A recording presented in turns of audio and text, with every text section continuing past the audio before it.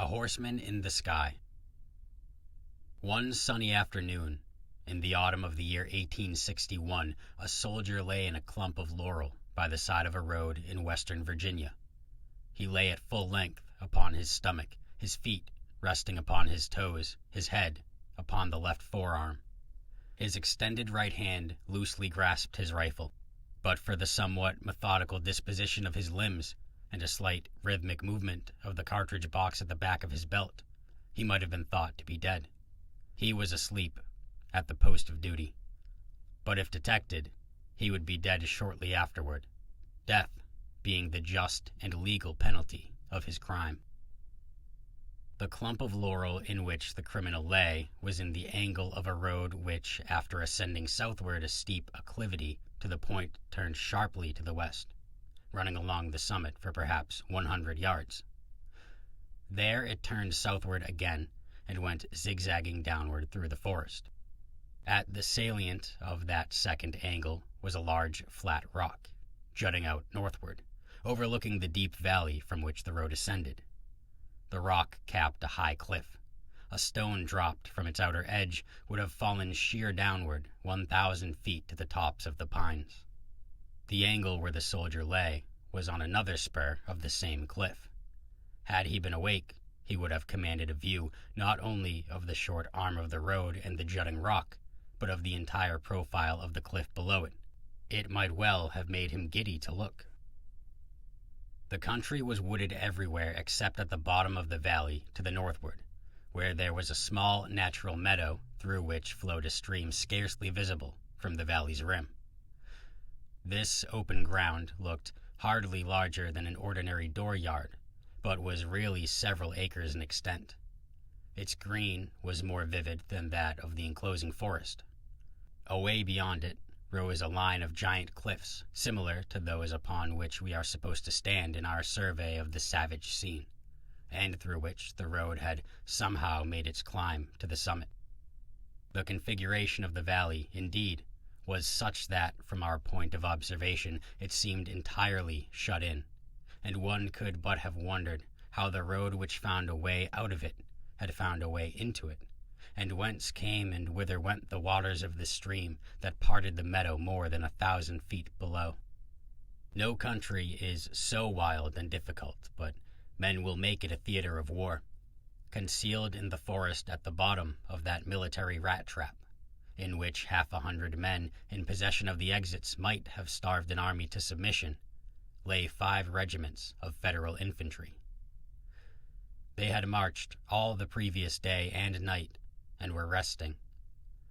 At nightfall, they would take to the road again, climb to the place where their unfaithful sentinel now slept, and descending the other slope of the ridge, fall upon a camp of the enemy at about midnight.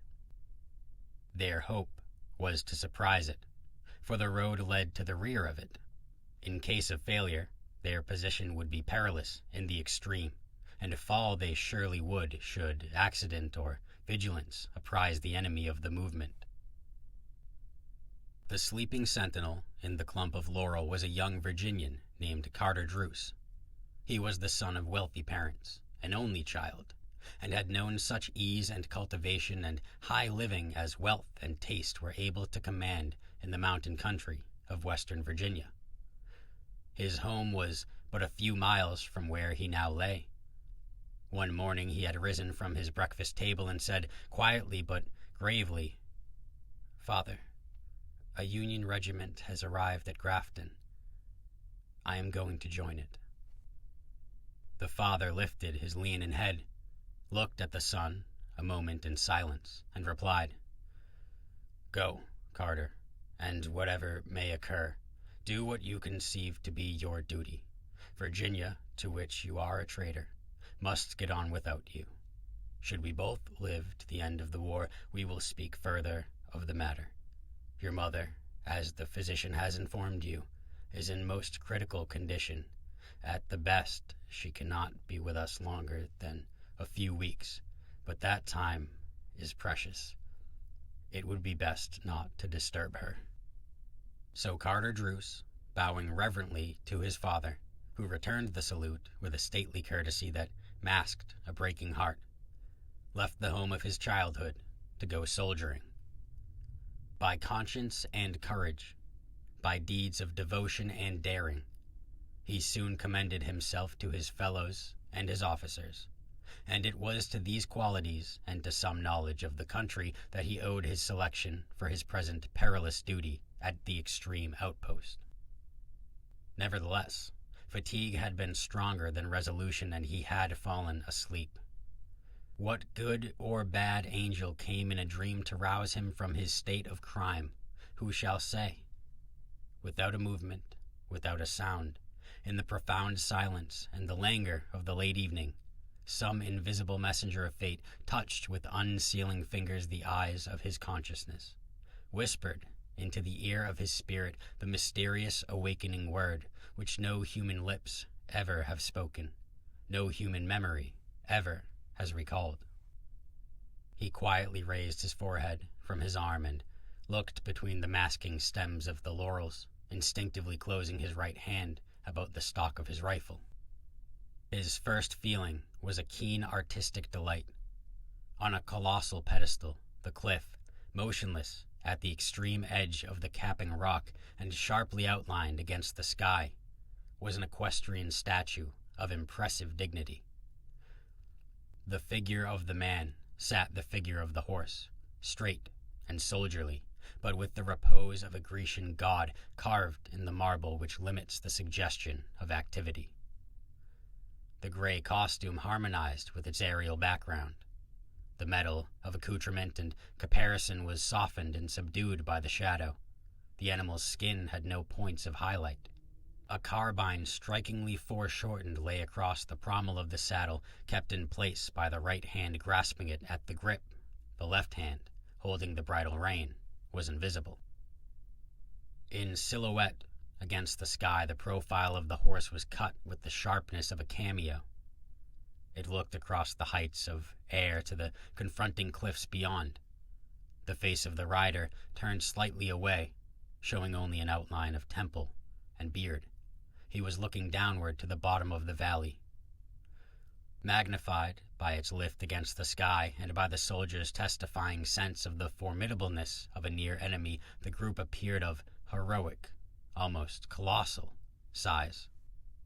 For an instant, Druse had a strange, half-defined feeling that he had slept to the end of the war and was looking upon a noble work of art, reared upon that eminence to commemorate the deeds of an heroic past, of which he had been an inglorious part. The feeling was dispelled by the slight movement of the group. The horse, without moving its feet, had drawn its body slightly backwards from the verge, the man remaining immobile as before. Broad awake and keenly alive to the significance of the situation, Druse now brought the butt of his rifle against his cheek by cautiously pushing the barrel forward through the bushes, cocked the piece, and glancing through the sights covered a vital spot of the horseman's breast. A touch upon the trigger, and all would have been well with Carter Druse. At that instant, the horseman turned his head and looked in the direction of his concealed foeman, seemed to look into his very face, into his eyes, into his brave, compassionate heart. Is it, then, so terrible to kill an enemy in war? An enemy who has surprised a secret vital to the safety of one's self and comrades? An enemy more formidable for his knowledge than all his army for its numbers? Carter Druse grew pale. He shook in every limb, turned faint, and saw the statuesque group before him as black figures, rising, falling, moving unsteadily in arcs of circles in a fiery sky. His hand fell away from his weapon. His head slowly dropped until his face rested on the leaves in which he lay. This courageous gentleman and a hardy soldier was near swooning from intensity of emotion. It was not for long. In another moment, his face was raised from the earth. His hands resumed their places on the rifle. His forefinger sought the trigger. Mind, heart, and eyes were clear, conscience and reason sound. He could not hope to capture that enemy. To alarm him would but send him dashing to his camp with his fatal news. The duty of the soldier was plain. The man must be shot dead from ambush, without warning, without a moment's spiritual preparation. With never so much as an unspoken prayer, he must be sent to his account. But no, there is a hope. He may have discovered nothing. Perhaps he is but admiring the sublimity of the landscape. If permitted, he may turn and ride carelessly away in the direction whence he came. Surely, it will be possible to judge at the instant of his withdrawing whether he knows. It may well be that his fixity of attention, Druse turned his head and looked through the deeps of air downward, as from the surface to the bottom of a translucent sea. He saw creeping across the green meadow a sinuous line of figures, of men and horses. Some foolish commander was permitting the soldiers of his escort to water their beasts in the open, in plain view from a dozen summits. Druse withdrew his eyes from the valley and fixed them again upon the group of men and horse in the sky, and again it was through the sights of his rifle. But this time his aim was at the horse. In his memory, as if they were a divine mandate, rang the words of his father at their parting. Whatever may occur, do what you conceive to be your duty. He was calm now. His teeth were firmly but not rigidly closed. His nerves were as tranquil as a sleeping babe's. Not a tremor affected any muscle of his body. His breathing, until suspended in the act of taking aim, was regular and slow. Duty had conquered. The spirit had said to the body, "Peace, be still." He fired. An officer of the federal force, who in a spirit of adventure or in quest of knowledge had left the hidden bivouac in the valley, and with aimless feet had made his way to the lower edge of a small open space near the foot of the cliff, was considering what he had to gain by pushing his exploration further. At a distance of a quarter-mile before him, but apparently at a stone's throw, rose from its fringe of pines the gigantic face of rock, towering to so great a height above him that it made him giddy to look up to where its edge cut a sharp, rugged line against the sky. It presented a clean, vertical profile against a background of blue sky to a point half the way down, and of distant hills, hardly less blue, thence to the tops of the trees at its base. Lifting his eyes to the dizzy altitude of its summit, the officer saw an astonishing sight. A man on horseback riding down into the valley through the air. Straight upright sat the rider in military fashion, with a firm seat in the saddle, a strong clutch upon the rein to hold his charger from too impetuous a plunge. From his bare head his long hair streamed upward, weaving like a plume. His hands were concealed in the cloud of the horse's lifted mane. The animal's body was as level as if every hoof-stroke encountered the resistance of earth. Its motions were those of a wild gallop, but even as the officer looked they ceased, with all the legs thrown sharply forward as in the act of alighting from a leap. But this was a flight. Filled with amazement and terror by this apparition of a horseman in the sky, half believing himself the chosen scribe of some new apocalypse, the officer was overcome by the intensity of his emotions. His legs failed him, and he fell. Almost at the same instant, he heard a crashing sound in the trees, a sound that died without an echo, and all was still. The officer rose to his feet, trembling. The familiar sensation of an abraded shin recalled his dazed faculties. Pulling himself together, he ran rapidly obliquely away from the cliff to a point distant from its foot. Thereabout he expected to find his man, and thereabout he naturally failed.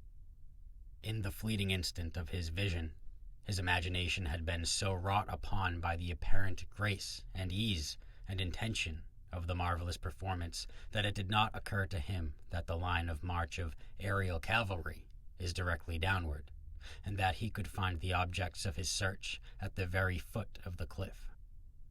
A half-hour later, he returned to camp. The officer was a wise man. He knew better than to tell an incredible truth. He said nothing of what he had seen, but when the commander asked him if, in his scout, he had learned anything of advantage to the expedition, he answered, "Yes, sir. There is no road leading down into this valley from the southward." The commander, knowing better, smiled. After firing his shot, Private Druse reloaded his rifle and resumed his watch. 10 minutes had hardly passed when a federal sergeant crept cautiously to him on hands and knees. Druse neither turned his head nor looked at him, but lay without motion or a sign of recognition. "Did you fire?" the sergeant whispered. "Yes." "At what?" "A horse. It was standing on yonder rock, pretty far out. You see it is no longer there.